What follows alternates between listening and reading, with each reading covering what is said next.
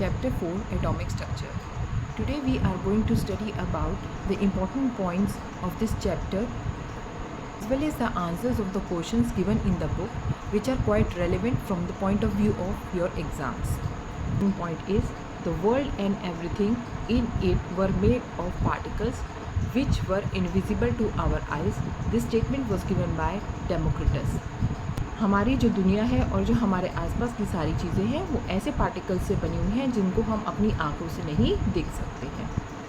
Second important point is कर्नड set कि भी टाइनियस्ट पार्टिकल्स हैं इनको उन्होंने क्या कहा है, अणु. एंड अणु में बी मेड अप ऑफ 2 और मोर पार्टिकल्स विच आर कॉल्ड परमाणु. और उन्होंने कहा है कि अब हम अगर अणु को तोड़ देंगे तो उनके अंदर जो इन पार्टिकल्स हैं उनको उन्होंने क्या बोला है, परमाणु. जैसे कि हम लोग पढ़ते हैं कि एटम को अगर हम तोड़ देंगे तो उसके अंदर क्या निकलेगा, इलेक्ट्रॉन प्रोटॉन न्यूट्रॉन निकलेगा. तो उस वक्त तो वो एटम वगैरह नहीं जान रहे थे, तो उन्होंने उस चीज़ को क्या बोला है, एटम को अणु बोला है और उनके अंदर प्रोटॉन इलेक्ट्रॉन और न्यूट्रॉन को क्या बोला है, परमाणु. The diameter of an atom is in the range of 1 to 5 angstrom and 1 angstrom is equal to 10⁻⁻10 metre. Dalton atomic theory. John Dalton proposed the atomic theory on the basis of law of conservation of mass and the law of definite proportion. ये point बहुत important है. एक तो Dalton atomic theory अपने आप में बहुत important है और इन्होंने जो ये थ्योरी दी है ये किस बेसिस पे दी है, ये दोनों लॉज हमारे इंपॉर्टेंट हैं. इसके 5 पॉइंट्स हैं. A point, each element is compose of extremely small particles called atom. B, atoms of a particular element are all alike but differ from the atoms of other element. C, atoms are indestructible, they can neither be destroyed nor created. D, atoms of various elements take part in chemical reaction to form a molecule. First point क्या कहता है, हर element जो है वो किससे बना हुआ है, atom.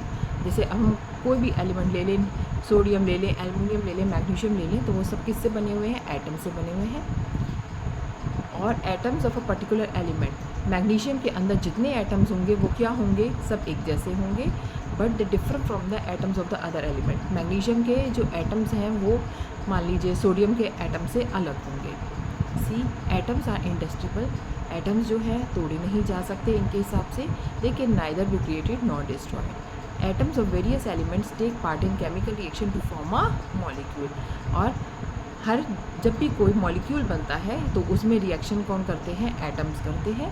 E point, atoms of different elements combined in fix ratio of whole number to form compound atoms. और जब एटम्स जो होते हैं वो अलग अलग एलिमेंट्स के कंबाइन होते हैं, जैसे कि वाटर बनाने के लिए उसमें हाइड्रोजन और ऑक्सीजन आपका कंबाइन हो रहा है, तो वो जब कंबाइन होंगे they combine in a fixed whole number ratio. जैसे उसमें वाटर में हाइड्रोजन के 2 एटम्स हैं और ऑक्सीजन का 1 एटम है. तो यही वो कह रहा है कि जब वो कंबाइन होते हैं तो एक फिक्स्ड होल नंबर की रेशियो में combine. Dalton was the first person to release the importance of writing chemical फार्मूले.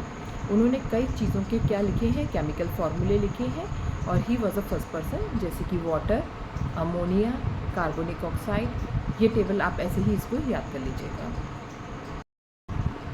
Modern atomic concept. Dalton's model could not explain why atoms of an element differ in their masses. Dalton का model जो था वो ये नहीं explain कर पाया था कि जो है एक ही एलिमेंट के डिफरेंट एटम्स हैं वो क्यों अपने मासेस में फ़र्क होते हैं. डाल्टन के मॉडल में शॉर्टकमिंग क्या थी, वो ये थी कि he could not explain the isotopes. वो आइसोटोप्स को नहीं एक्सप्लेन कर पाया था. अब आइसोटोप्स क्या होते हैं कि एक ही एलिमेंट के जो एटम्स होते हैं वो अपने मासेस में डिफ़र क्यों होते हैं, तो यही उसका ड्रॉबैक था. और ये टेबल आपने याद करनी है. First, electron was discovered by J.J. Thomson, proton was discovered by Goldstein and neutron was discovered by Chadwick. J.J. Thomson found that the particles which comprise cathode rays are nothing else but fast moving electrons. ये J.J. Thompson sir ने बताया था कि जब वो cathode rays के साथ काम कर रहे थे कि कैथोड रेस कुछ नहीं है, they are fast moving electrons. Characteristics of electrons. First, the mass of an electron is about 1/1840th part of the mass of a hydrogen atom. Second, the electron is found to carry 1.602 into 10 raised to power minus 19 coulomb of negative charge. Then protons.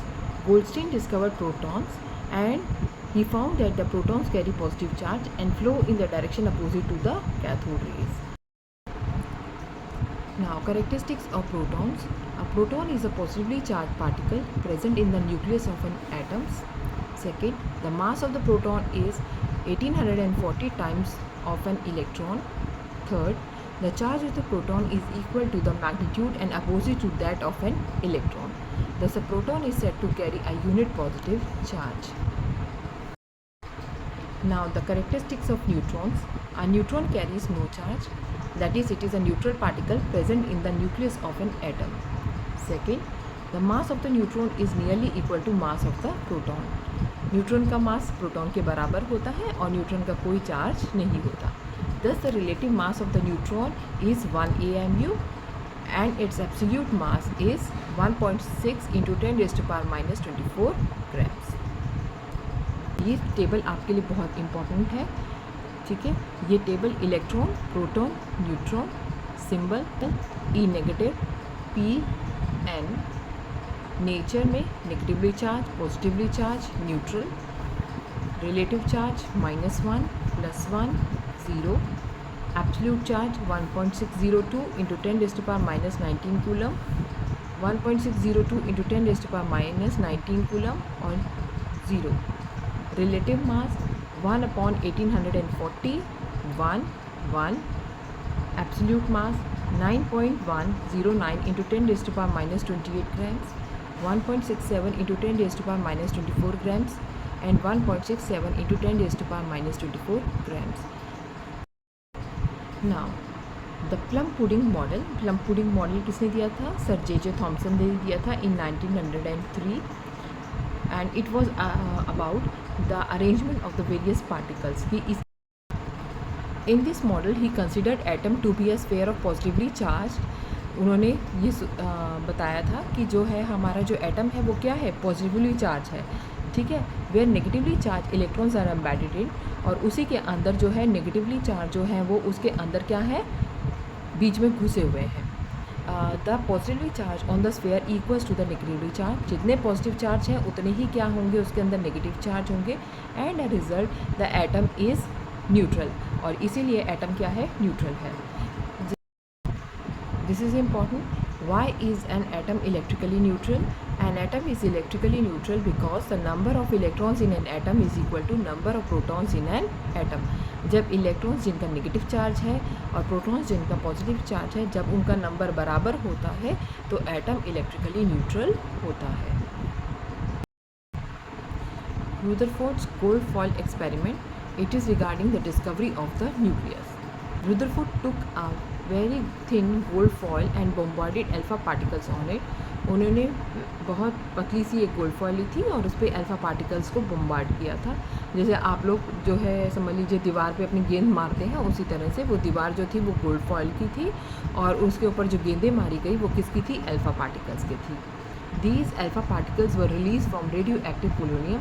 अब ये जो गेंदें थी ये कहाँ की थी, ये समझ लीजिए जिस बैग में से निकाली गई थी उस बैग का नाम क्या था, उस बैग का नाम था polonium. These alpha particles pass through the gold foil, और ये these alpha particle pass through the gold foil and were able to strike the zinc sulphide screen. जब उन्होंने एक्सपेरिमेंट किया तो ये अल्फ़ा पार्टिकल्स जो थे वो उस दीवार से जो कि गोल्ड फॉयल थी उससे भी कुछ पास हो गए और उन्होंने फिर आगे जिंक सल्फाइड स्क्रीन को जाके स्ट्राइक किया. Observations and inference. Most of the alpha particles pass straight. This shows that most of the space in the atom is empty. Second, very few alpha particles will be reflected through some angles. This shows that the nucleus is positively charged because it repelled the positively charged alpha particles. Third, very few alpha particles retrace their path. This shows that the nucleus is hard and dense. अब उन observations and inference को इस diagram के through समझते हैं. पहला point कहता है most of the alpha particles pass straight. ज़्यादातर अल्फ़ा पार्टिकल्स जो थे वो क्या हो गए, स्ट्रेट पास हो गए। इसका मतलब जो है वो एटम में बहुत सारी एम्प्टी स्पेस होती है। सेकेंड पॉइंट कहता है very few alpha particles deflected through some angles. कुछ ही अल्फ़ा पार्टिकल्स जो हैं वो कुछ एंगल से डिफ्लेक्ट हुए, ठीक है, कुछ एंगल से वो डिफ्लेक्ट हुए हैं। क्यों? Because they are repelled by the positively charge alpha particle, क्योंकि वो किसी न किसी से वहाँ पे क्या हुआ है, उनका टकराने के बाद रिपल्शन हुआ है, जिसकी वजह से उन्होंने अपना एंगल जो है वो डिफ्लेक्ट करा है, किसी वजह से वो वहाँ से वापस मुड़ गए हैं। थर्ड पॉइंट जो कहता है कि very few alpha particles retrace there path. कुछ ऐसे भी रहे हैं कि जो अल्फ़ा पार्टिकल्स स्ट्राइक होने के बाद वापस चले गए हैं, retrace there path, because the nucleus is hard and dense, क्योंकि न्यूक्लियस क्या होता है, हार्ड होता है और डेंस होता है। Today it is possible to split an atom, this is done by the special machine called particle accelerator. ये भी आपको याद रखना है। Atom can be split into proton, electrons and neutrons. So अगर अब आपसे पूछा जाए कि atom can be split, yes, atom can be split into protons, electrons and neutrons. Electrons belong to a family of leptons, और electrons की फैमिली कौन सी है, लैप्टॉन्स, और and they can not be split further, और इनको तोड़ा नहीं जा सकता है। Neutrons and protons which are present in the nucleus can be split into smaller particles called quarks. Neutrons और प्रोटॉन्स को फर्दर तोड़ा जा सकता है, और तोड़ के क्या बनेंगे, क्वार्क्स बनेंगे, लेकिन इलेक्ट्रॉन को तोड़ा नहीं जा सकता है। Now start with the worksheet. First, fill in the blanks with the appropriate words. First, John Dalton was the first scientist to use the symbols for the atoms. Second, electrons were discovered by J.J. Thomson. Third, Goldstein discovered protons. Fourth, the electron is found to carry 1.602 into 10 raised to power minus 19 coulombs of negative charge. Yes, it is true. Fifth, plum pudding model was given by J.J. Thomson. Second question, complete the following table. Particle, electron, proton, neutron, symbol E negative, P, N, और ये symbols आप small letter में ही लिखेंगे. Second, nature, negatively charged, positively charged, neutral. Fourth, absolute mass 9.109 into 10 raised to power minus 28 grams, 1.67 into 10 raised to power minus 24 grams, and here again 1.67 into 10 raised to power minus 24 grams. Now question number 3, with the respect of Rutherford's scattering experiment, answer the following question. आपने इस diagram को देखते हुए आपने कुछ questions को answer करना है. First question, what was the foil made up of? Foil किसकी बनी हुई थी? Thin gold foil. Second, why most of the alpha particles pass straight? Because most of the space in the atom is empty.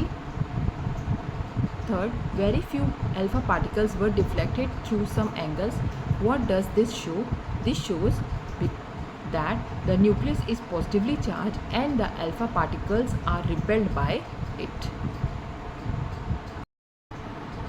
Fourth, which radiations were bombarded on the gold foil? Alpha. Fifth, which substance released the alpha particles? It was polonium. Fourth, name the following. First, special machine used for splitting of an atom. It is particle accelerator. Second, family to which electrons belong? Lepton. Third, neutral particles present in the nucleus are neutron. Fourth, scientist who discovered the neutrons is Chadwick.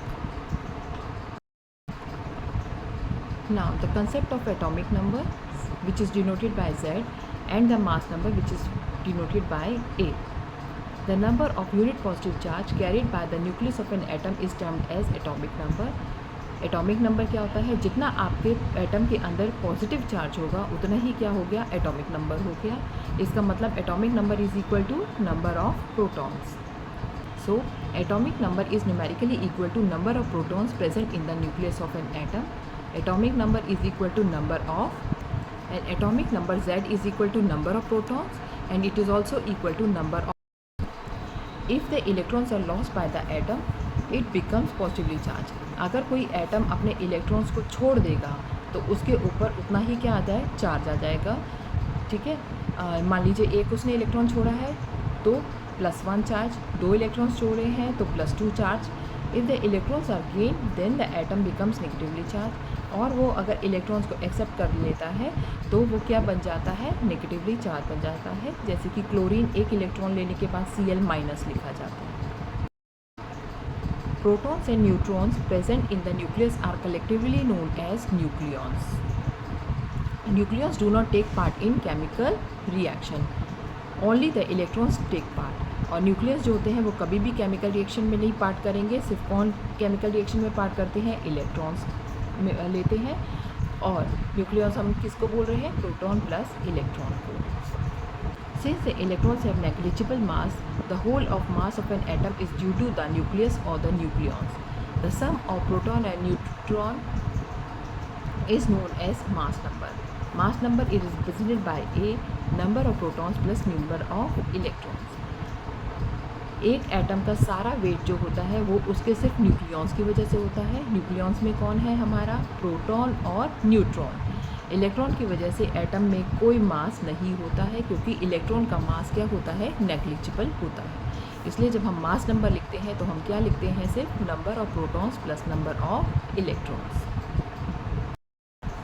Calculations based on mass number and atomic number. If an atom has atomic mass A and atomic number Z, we can find number of electrons, protons and neutrons. इन्हीं दोनों का इस्तेमाल करके हम protons, electrons और neutrons निकाल लेंगे। Number of electrons is denoted by Z, number of protons is denoted by again Z, क्योंकि दोनों इक्वल होते हैं। तो नंबर ऑफ न्यूट्रॉन्स क्या हो गया, A minus Z। A is mass number minus number of protons. अब इसको एक एग्जांपल से समझते हैं। मान लीजिए हमें लिथियम एटम दिया हुआ है और उसमें एटॉमिक नंबर उसका कितना है, 3 है। अगर एटॉमिक नंबर 3 है तो नंबर ऑफ प्रोटॉन्स और नंबर ऑफ इलेक्ट्रॉन्स 3 हो गए। मास नंबर A है, वो है 7, तो ये हो गया number of protons plus number of neutrons. अब यही वो बोल रहा है, number of electrons is equal to atomic number 3, number of protons is equal to atomic number 3, number of neutrons will be. So अगर हमें न्यूट्रॉन्स निकालना है तो क्या होगा, A minus Z, 7 minus 3 which is equal to 4।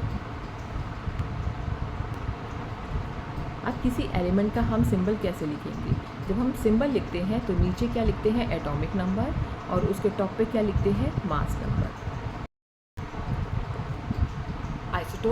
Isotopes are the atoms of the same element having the same atomic number but different mass number.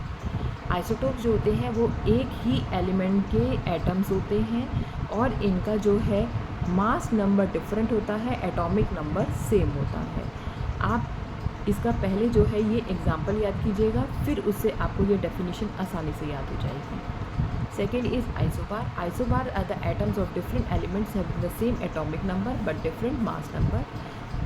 ये जो होते हैं ये एटम्स डिफरेंट एलिमेंट्स के होते हैं और इनका मास नंबर सेम होता है और इनका एटॉमिक नंबर जो होता है वो डिफरेंट होता है। Isotopes are the atoms of different elements having same number of neutrons. Isotopes जो होते हैं वो एटम्स होते हैं डिफरेंट एलिमेंट्स के और इनका सेम नंबर ऑफ क्या होता है, न्यूट्रॉन्स होता है। अब यहाँ पे देखिए आप, यहाँ पे मास नंबर 13 दिया हुआ है, एटॉमिक नंबर 6 है, तो नंबर ऑफ न्यूट्रॉन्स कितने हुए, 13 माइनस 6 7। यहाँ पे मास नंबर 14 है, यहाँ एटॉमिक नंबर 7 है, माइनस करिए तो आपका न्यूट्रॉन्स कितने आ गए, 7। तो आइसोटोन्स क्या होते हैं, वो एलिमेंट जिनके न्यूट्रॉन सेम होते हैं। जब हम डिफरेंस निकालेंगे दोनों के न्यूट्रॉन्स कितने आ रहे हैं, 7 7, तो ये क्या है, आइसोटोन्स है। यही इस टेबल में एक्सप्लेन किया हुआ है, ये आप समझ सकते हैं। Since both contain the same number of neutrons, hence they are called isotones. These type of questions are very important. An atom X has 7 electrons and 7 neutrons. Find the atomic number and mass number. Also represent the atom symbolically. First is we have to find atomic number. Atomic number is equal to number of protons, which is also equal to number of electrons. So it is given here 7. So answer is 7. Second, mass number, it is equal to number of protons plus number of neutrons. We have calculated the number of protons here, it is 7, and the number of neutrons here given is 7, so it is 14. And third, we have to write the symbol. Here the atom is X, so atomic number is here and the mass number is here. Atomic number is 7 and the mass number is 14. worksheet, page number 67. First, give one word for the following. First is number of protons present in the nucleus. Nucleus में जितने number of protons होते हैं वो क्या होते हैं, वो show करते हैं atomic number. Second, the number of protons plus number of neutrons क्या शो करते हैं, mass number. Third, atoms having same atomic number but different mass number. जब एटॉमिक नंबर आपका सेम होता है लेकिन मास नंबर डिफरेंट होता है तो उसको हम क्या बोलते हैं, isotopes. Fourth, atoms of different elements having same number of neutrons. जब न्यूट्रॉन्स का नंबर सेम होता है तो उसको हम क्या बोलते हैं, isotones. 5, atoms of different elements having different atomic number but the same mass number. अब यहाँ पर आपका एटॉमिक नंबर डिफरेंट है और मास नंबर सेम है, so they are called isobars.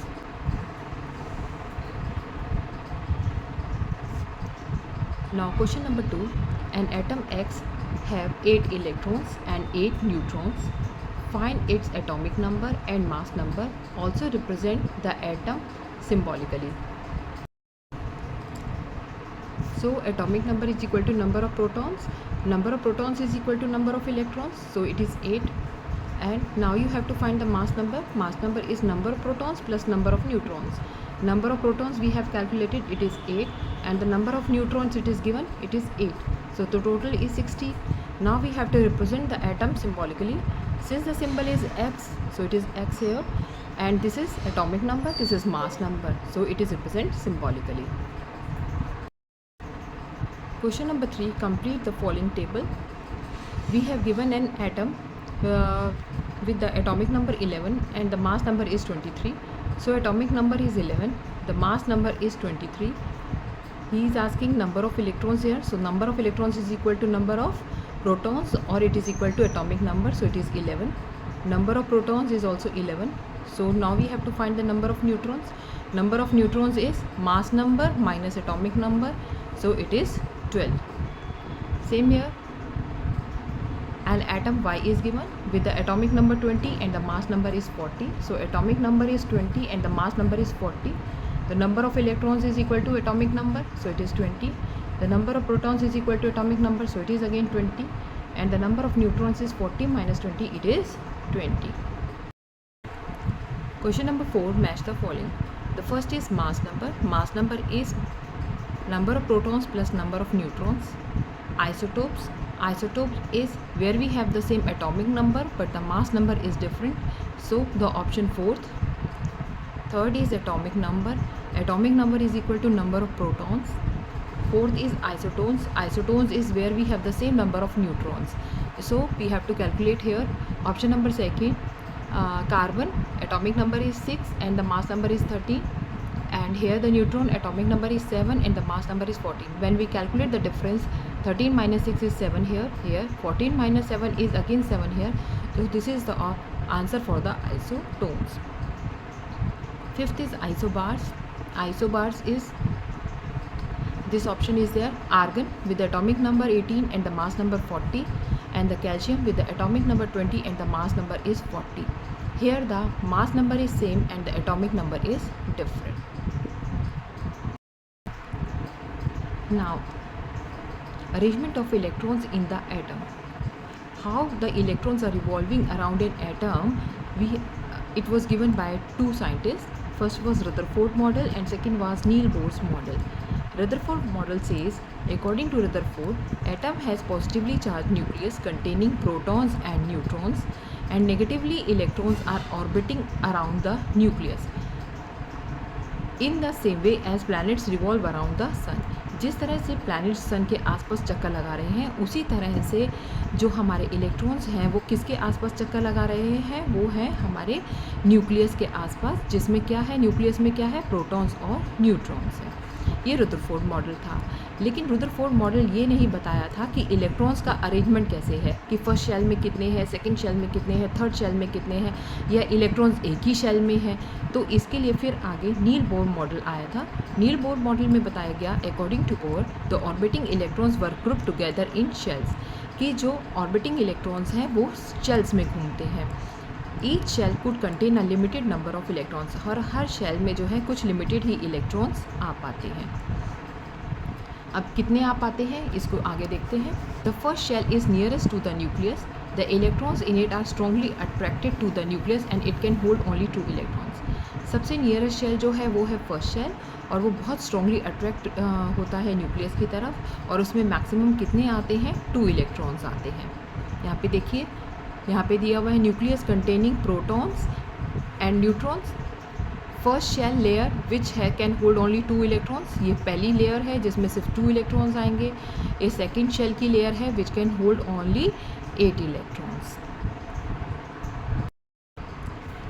अब यहाँ पे जो इम्पोर्टेंट पॉइंट है बस ये है कि the electrons which are filled into the shells can be determined by the formula 2n का स्क्वायर। किस शेल में कितने इलेक्ट्रॉन्स आएंगे वो हम किससे निकालते हैं, 2n के स्क्वायर के फॉर्मूले से, where n represents the first shell, second shell and the third shell. तो जब आप यहाँ पे 1 की वैल्यू पुट करेंगे तो 1 का स्क्वायर 1 हो गया, 2 इंटू 1 का स्क्वायर इज़ 2। तो फर्स्ट शेल जो के शेल कहलाता है उसमें 2 इलेक्ट्रॉन्स है। सेकेंड के लिए यहाँ n की वैल्यू 2 रखिए, 2 का स्क्वायर इज़ 4, 4 2 ज़ा 8। सो सेकेंड शेल में आपके 8 इलेक्ट्रॉन्स हैं और सेकेंड शेल को हम L बोलते हैं। थर्ड के लिए यहाँ पे 3 को पुट करिए, 3 का स्क्वायर इज़ 9, 9 इंटू 2 इज़ 18। तो थर्ड शेल जो आपका M शेल है उसमें 18 इलेक्ट्रॉन्स होते हैं, और इसी तरह से आगे चलता जाएगा। When first shell is filled, the second shell starts to fill।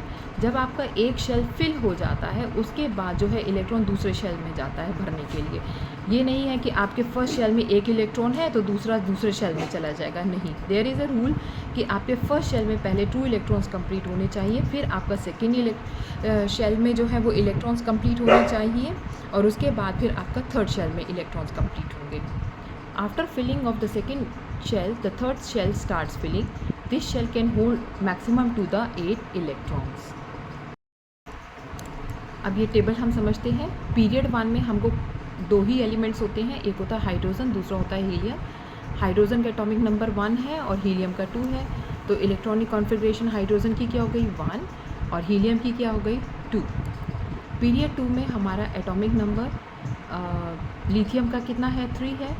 तो जैसे अभी हमने सीखा फर्स्ट शेल में सिर्फ 2 ही इलेक्ट्रॉन्स आएंगे, तो इलेक्ट्रॉनिक कॉन्फ़िगरेशन बनी 2, और अब सेकंड शेल भरना शुरू हुआ है तो 1, 2 और 1 3 हो गए।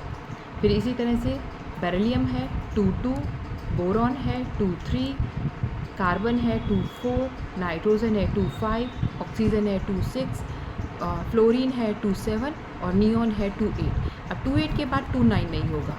अब आप यहाँ पे देखिए, आपका सोडियम है पीरियड नंबर 3 एटॉमिक नंबर 11, तो 2 8। अब ये शेल कंप्लीट हो गया 8 शेल, तो अब नेक्स्ट वाला भरना शुरू हो गया 1, इसी तरह से 2 3 4 5 6 7 8।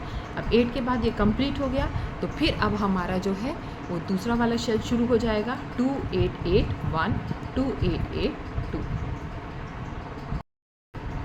अब इस टेबल की कुछ एग्जांपल समझते हैं। यहाँ पे एलिमेंट्स दिए हैं, atomic number, number of protons, number of electrons, mass number, number of neutrons और उसका एटॉमिक स्ट्रक्चर। सबसे पहले है हमारा हाइड्रोजन, ये इसका एटॉमिक नंबर है, ये मास नंबर है। एटॉमिक नंबर इज़ 1, और अगर एटॉमिक नंबर 1 है तो नंबर ऑफ प्रोटॉन्स भी 1 हो गए, नंबर ऑफ इलेक्ट्रॉन्स भी 1 हो गए। मास नंबर भी आपको 1 दिया हुआ है। Number of neutrons is a minus Z, it is 1 minus 1 0। और अब आप जब इसका एटॉमिक स्ट्रक्चर बनाएंगे तो ये आपका हो गया आपका न्यूक्लियस।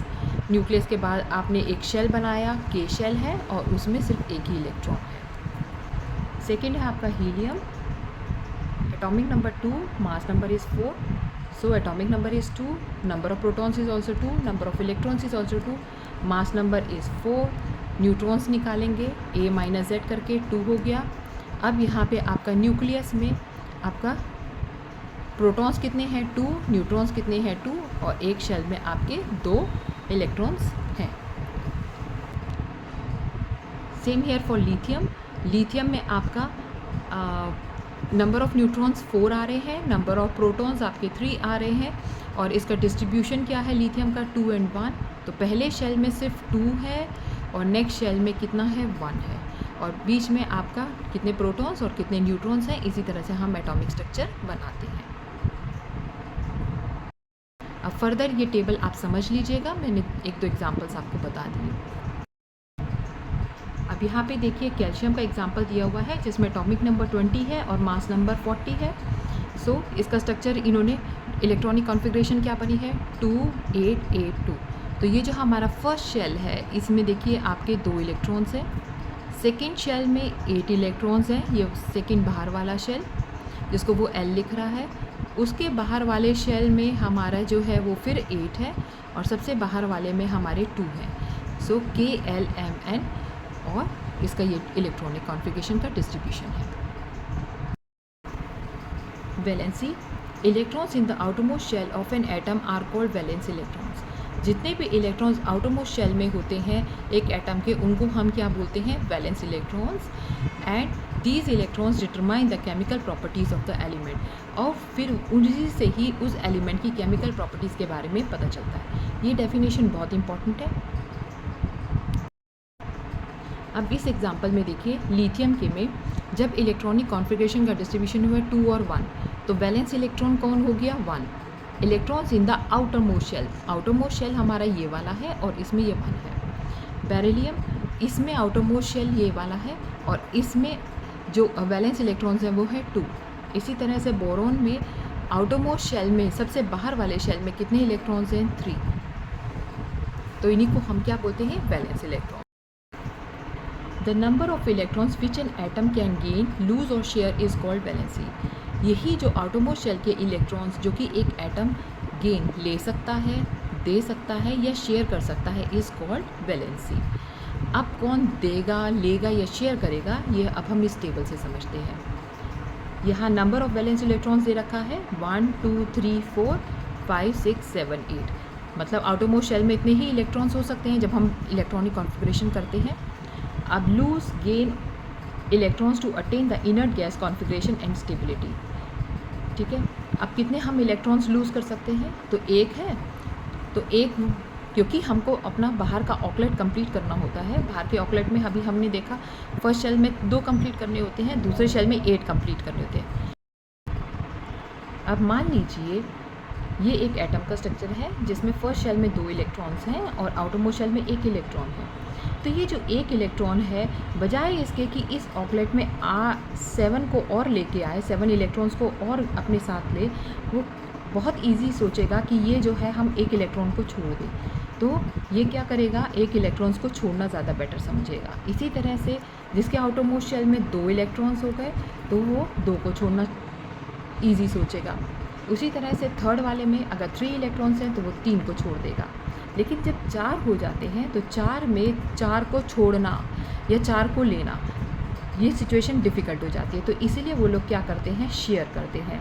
दे नाइदर गेन और लूज़, दे शेयर। यहाँ पे शेयर होगा। अब जब 5 इलेक्ट्रॉन्स हो गए तो 5 इलेक्ट्रॉन्स हैं, हमें तो ऑकलेट कंप्लीट करना है तो ऑकलेट होता है 8 का। तो इनके लिए आसान है, ये गेन क्या कर लेंगे 3 इलेक्ट्रॉन्स। 6 है तो ये भी गेन कर लेंगे 2 इलेक्ट्रॉन्स। 7 है तो ये गेन कर लेंगे 1 इलेक्ट्रॉन। और 8 है तो इनको ना गेन करना है ना लूज़ करना है, इनका ऑकलेट कंप्लीट है। 8 है पूरे हैं और इनको ये केमिकली इनर्ट होते हैं, ये लोग रिएक्शन में भी पार्ट नहीं लेते हैं। इस हिसाब से इनकी वैलेंसी होती है। ये है +1 +2 +3।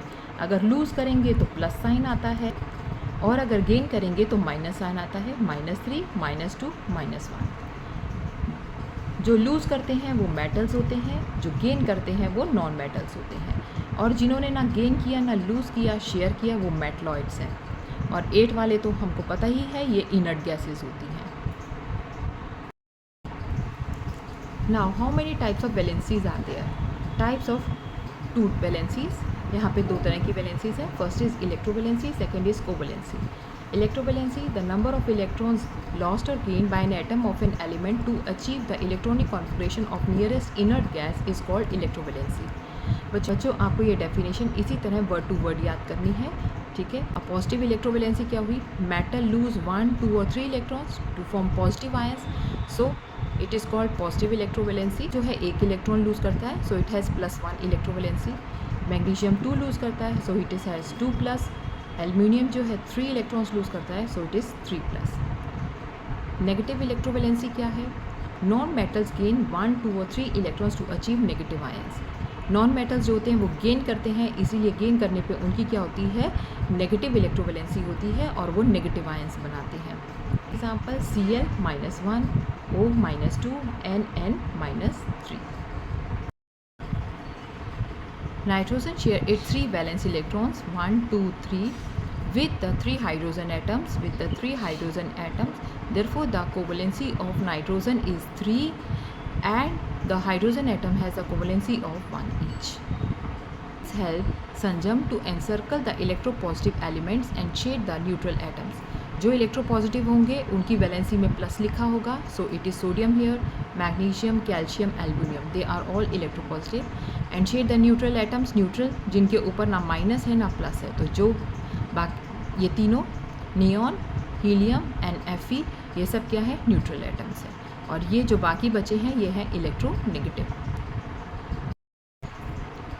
Worksheet first, complete the following table. ये आपकी ये टेबल ही है जो आपकी पेज नंबर 72 पे दी है, उसी से मैंने लिखा है valency +1 +2 +3 4 neither gain nor lose it share, 5 में -3 -2 -1 और फिर ऑक्टेट। अब ये मेटल है या नॉन मेटल ये हमको बताना है, तो first 3 are metal, 4th one is metalloid, 5 to 7 is non-metal and 8th one do not react and they are inert gases. Question number 2, draw the structure from the following information. An atom has mass number 16 and the number of proton is equal to 8. ठीक है, अगर protons 8 हैं तो electrons भी आपके 8 हो गए। Neutron क्या हुए, 16 - 8 it is 8, so mass number is 16 and the atomic number is 8। ठीक है, ये हमने इसका सिंबल लिख लिया, ये सिंबल है। अब इसकी इलेक्ट्रॉनिक कॉन्फ़िगरेशन करते हैं। इलेक्ट्रॉन्स कितने थे, 8, तो ये हो गया 2 और 6। जब आप एटम का स्ट्रक्चर बनाएंगे तो बीच में आपका न्यूक्लियस है, फर्स्ट शेल में आप 2 भर लीजिए और नेक्स्ट शेल में आप 6 इलेक्ट्रॉन्स को शो कर दीजिए। An atom has 10 protons, 10 electrons and 10 neutrons. आप सिंबल बनाना है तो सिंबल X, ये एटॉमिक नंबर शो कर रहा है 10, और मास नंबर दिखाना है तो न्यूट्रॉन्स और प्रोटॉन्स को प्लस कर लीजिए, it is 20, so the symbol is complete. Structure के लिए शेल्स में इलेक्ट्रॉन्स की डिस्ट्रीब्यूशन के लिए इलेक्ट्रॉन्स है 10, इसका इलेक्ट्रॉनिक कॉन्फ़िगरेशन निकालेंगे, 2 और 8 हो गया। पहले शेल में 2 दिखाइए, नेक्स्ट शेल में 8 दिखा लीजिए। Question number 3, give one word for the following. Electrons present in the outermost shell of an atom shows valence electrons. Number of electrons lost, gained or shared, they show valency. Number of electrons lost or gained by an atom is electrovalency. Number of electrons shared by an atom is covalency. Fourth, give 2 examples of elements that show positive electrovalency. Na 1+, magnesium 2+. Negative electrovalency, nitrogen -3, chlorine -1.